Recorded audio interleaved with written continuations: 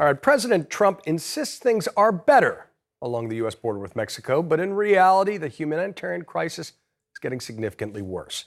A short walk from the border into Mexico and scores of asylum-seeking migrants living in quickly deteriorating conditions while they wait for their U.S. immigration cases. CNN's Nick Valencia got a first-hand look at conditions in one makeshift tent camp.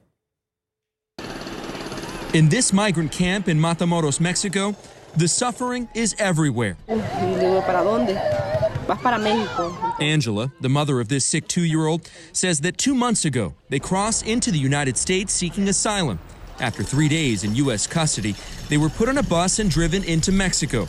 It's part of the Trump administration's migrant protection protocols, a policy which now requires migrants like her to remain in Mexico for their asylum cases to be called on if they cross illegally or without proper documentation. More than 55,000 people are now scattered in camps all throughout the U.S.-Mexico border. She says she's really worried about her kids. They're not getting enough water. They're not living a very healthy life right now. The camps are overseen by the Mexican government, which is publicly committed to protecting the migrants. But their asylum proceedings, and in many ways their fate, is entirely controlled by the United States. What we have seen, which is consistent with my experience, as we have seen time and time again, that when individuals cannot come into this country illegally and be released from detention, the numbers of those individuals that try to come to this country decrease. This is as a result of U.S. policy. Yes. This entire encampment, these conditions, these deaths, these drownings, all of it is a result of U.S. policy. ACLU of Texas staff attorney Rochelle Garza says the migrants are being denied due process. She says their fate is being decided in an unprecedented way in makeshift tent courts. The policy is being challenged in court, but for now is being allowed to proceed. The Department of Homeland Security has credited the program with slowing the flow of migrants at the border.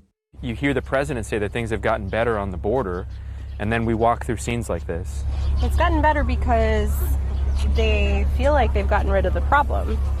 It's just sort of shoving it 5 feet from our border. Out of sight, out of mind, and it's right at our doorstep of the United States. And this is entirely our fault. This whole thing, how these people are living.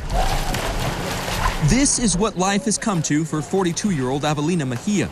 Like most mornings for the last 3 months, the Honduran migrant can be found here on the banks of the Rio Grande, washing her clothes in the same filthy and contaminated water that others are now using to bathe.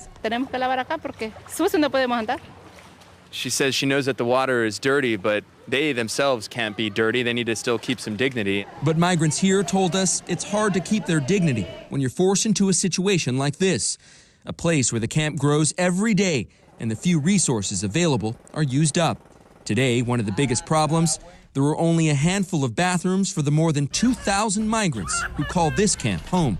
What can't be translated on camera is the smell. There's not enough bathrooms for all the migrants that are here. And all around us in this encampment, like here, toilet paper, human feces everywhere. For some, like this couple told us, life is worse here than in their home country of Guatemala.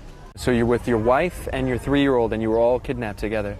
They don't want their faces seen because they say they were recently kidnapped and extorted by suspected cartels while living in Mexico.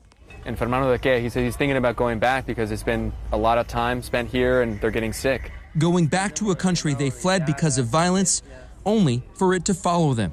Now living in questionable conditions, they're scared for their lives. What is your worst fear at this point? I fear for every single human being that I've talked to. I fear for their lives. You fear that they won't be able to make it out of here alive? Yes. Nick Valencia, CNN, Matamoros, Mexico.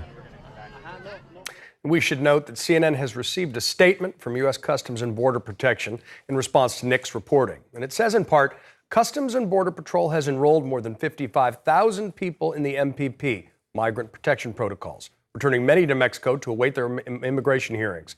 Mexico is providing humanitarian protections and even work authorizations to these individuals during their stay.